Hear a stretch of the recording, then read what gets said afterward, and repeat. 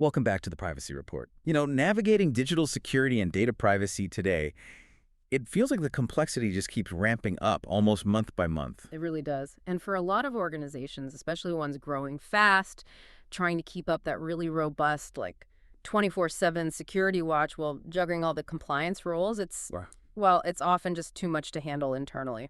Yeah, it's a huge scaling challenge. You need top-tier tools, you need the experts, but affording that kind of specialized staff, Mm.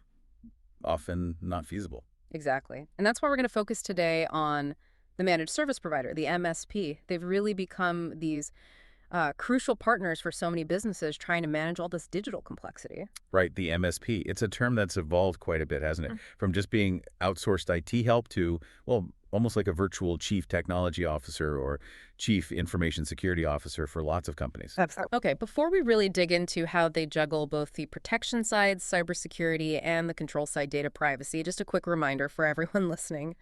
You can subscribe to our exclusive email newsletter for weekly analysis over at theprivacyreport.net. Definitely worth checking out. So let's lay the groundwork. When we say MSP, what are we really talking about? We're not just talking about the person you call when the printer jams anymore, are we? What's the core idea? No, not at all. The key difference, the word I always come back to, is proactive. Traditional IT support is, well, it's reactive. It's the break fix idea, right? Something breaks, you pay someone to fix it. Mm-hmm. An MSP works differently. It's usually a subscription model, a predictable cost. And that completely flips the incentive. Their goal is to make sure things don't break. Ah, So they're constantly monitoring, patching, updating, preventing issues before they even happen. That shift, not just the predictable costs, but the proactive nature, that's huge for security. that makes total sense. If their income doesn't depend on things failing, they're motivated to keep everything running smoothly. Precisely. And that leads to the wide range of services they offer now. It's much more than just password resets. Oh, far beyond that. Things like network monitoring, definitely data backup and disaster recovery, BDR, that's critical endpoint protection, keeping software patched and updated, even help with compliance audits. Wow. And it's not just a list of services. They're integrating all these pieces, Right. creating a kind of unified defense that would be really hard and expensive for a company to build themselves with different tools and vendors. That integration sounds key, especially with how sophisticated threats are now. If a company doesn't have the resources, say, for round-the-clock monitoring, they're kind of leaving the door open, aren't they? They really are. And that's where the MSP structure helps bridge that gap in expertise or resources. How so? What allows them to do that effectively? Well, it comes down to scale and centralization, really. They invest in these advanced tools and highly skilled people, but they leverage that across many clients. Ah, economies of scale. Exactly. So they can afford things like sophisticated SIEM systems, security information, and event management. These are platforms that are just too costly for most small or mid-sized businesses on their own. Okay, let's unpack some of these defenses. You mentioned SIEM. How does that work in practice? What does it actually do for protection? Think of SIEM as like the central nervous system for security monitoring. It doesn't just collect logs from different systems, firewalls, servers, applications. It correlates them. It looks for patterns. Patterns, like what? Okay, imagine this. A user logs in successfully from, say, London at 2 p.m. 5 minutes later, there's a failed login attempt for the same user, but this time it's coming from somewhere completely different, like Moscow. Right, that looks suspicious. Exactly. A basic log might just show two separate events, but a SIM system sees that pattern, flags it as a major anomaly, maybe even triggers an automated response, like locking the account, often before a human analyst even sees the alert. That constant intelligent monitoring is vital. That makes sense, catching things early. And you mentioned patching earlier. We always hear about unpatched software being a huge vulnerability. Oh, it's massive. Yeah. Statistics consistently show it's one of the main ways attackers get in. And managing patches across dozens, maybe hundreds of applications and systems, it's a real headache for organizations. Yeah, things can break when you update them. Right. So MSPs take that burden away. They have processes to test patches, roll them out systematically, verify they work, and do it quickly across all the client systems. It closes those security holes much faster than most internal teams could manage manually. Okay, and what about the shift to remote work, the traditional office network perimeter? It's kind of dissolved, hasn't it? Laptops, phones, they're everywhere. Absolutely. Yeah.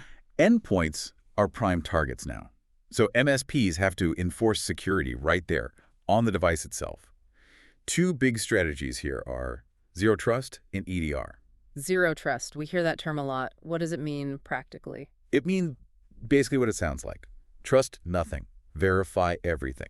Just because you're logged into the company network or even using a company device doesn't mean you automatically get access to everything. So every attempt to access a resource gets checked. Pretty much.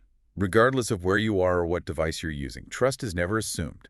It has to be continuously earned and verified. It really minimizes the potential damage if, say, someone's credentials get stolen. Okay, that makes sense. And EDR endpoint detection and response. Right. Think of EDR as the security guard on the actual device, the laptop or phone. Yeah. If something malicious does manage to get onto the device, maybe bypassing initial checks, the EDR is watching the behavior. Behavior like what? Like a process suddenly trying to encrypt lots of files really quickly. That's a classic sign of ransomware, right? Yeah. The EDR can spot that behavior, and its immediate reaction might be to isolate that specific device from the network, contain the threat right there before it can spread to other systems. Containment. Crucial. And speaking of ransomware, that brings us to recovery. It seems inevitable that something might get through eventually. That's the reality, unfortunately, which is why robust backup and disaster recovery (BDR) is absolutely non-negotiable. A good MSP provides reliable, tested backups, often stored off-site or in the cloud, sometimes in ways that make them immutable, meaning ransomware can't easily encrypt the backups themselves. And the benefit there? The benefit is resilience. If you know you can restore your systems quickly and reliably from a clean backup, the criminals lose their leverage. You don't need to even consider paying the ransom. It takes that option off the table and saves potentially huge costs and disruption. Okay, so that covers a lot of the protection side, the cybersecurity element. But you mentioned earlier there's also the privacy aspect. How does that differ? Right. They're related but distinct. Security is mostly about keeping unauthorized people out. Privacy is more about controlling who, among the authorized people, can access what data and why and for how long. It's about proper handling and governance. So a failure in security might be a technical breach, but a privacy failure could be more about policy or process. Often, yes. And MSPs play a big role here too. One key area is helping implement data access governance, Meaning, meaning ensuring people only have access to the data they absolutely need to do their jobs. It's the principle of least privilege. okay. So someone in marketing probably doesn't need access to detailed financial records, for example. Exactly. The default should be no access, and permissions are granted specifically and minimally.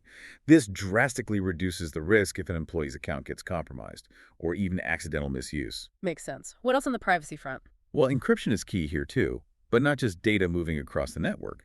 We're talking about encryption at rest, encrypting the data on the hard drives, in the databases. So even if someone physically stole a server hard drive? The data on it would be unreadable garbage without the correct decryption keys, which the MSP would manage securely. It mitigates the impact of a physical theft or even certain types of breaches. And what about all the data privacy laws like GDPR or Horyopia? They have rules about how long you can keep data. They do. And that's another area where MSPs add value. Data minimization and retention. It's a compliance nightmare to manage manually. I can imagine. MSPs can help set up and automate retention schedules. So data that's no longer needed for legal or business reasons, old customer records, past employee files, gets automatically anonymized or securely deleted according to policy.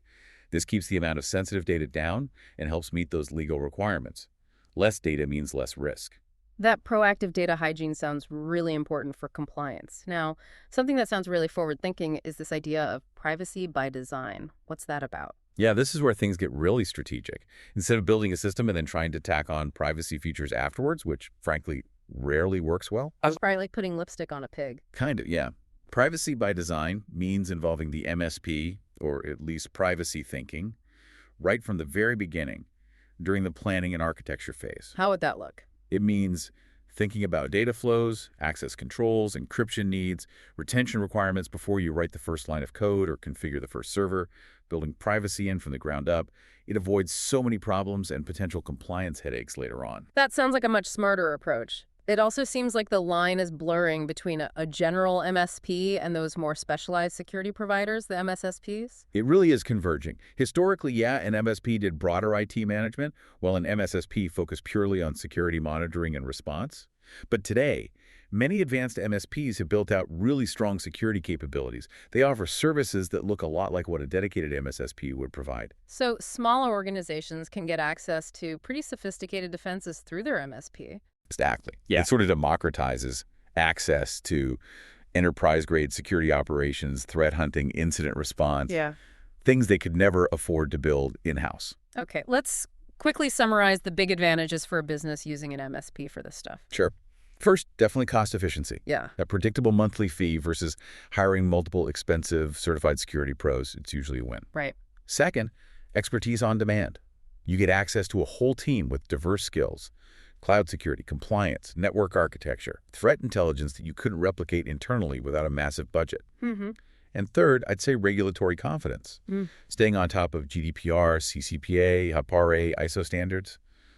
It's a full-time job. A good MSP lives and breathes this stuff, helping you adapt as rules change. Okay, but it sounds like you're giving them the keys to the kingdom, right?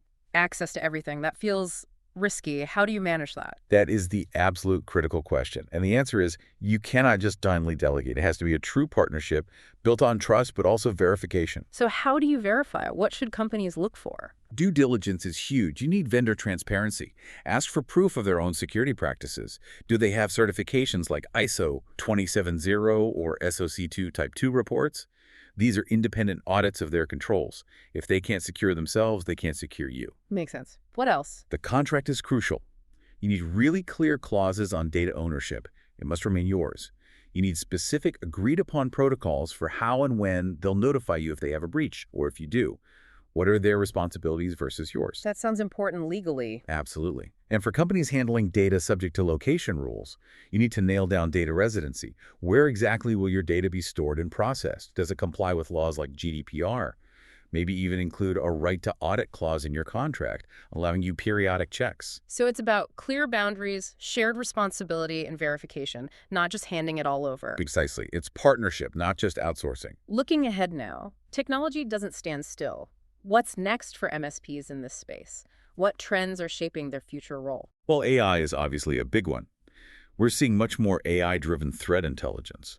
Machine learning algorithms that can spot those really subtle, complex attack patterns in massive data sets way faster than humans ever could. So faster detection, faster response. Hopefully, yes.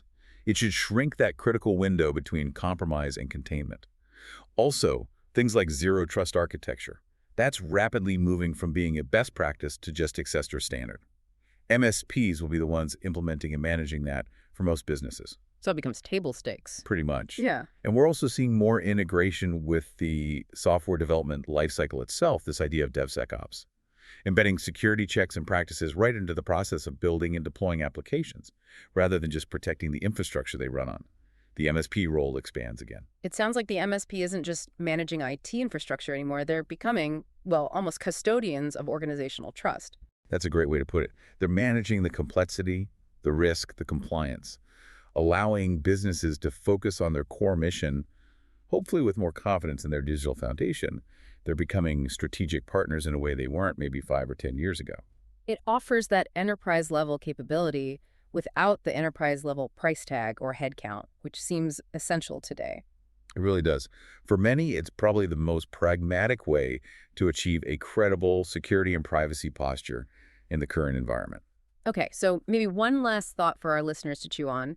Given just how deep the access an MSP has, your data, your systems, your configurations, does relying on them ultimately increase your organization's accountability if a major breach happens? Or does it decrease it because you've outsourced the function? Something to really think about in terms of overall responsibility. That's a fascinating question. Where does the buck truly stop? Definitely something to consider. Thank you for digging into this with me today.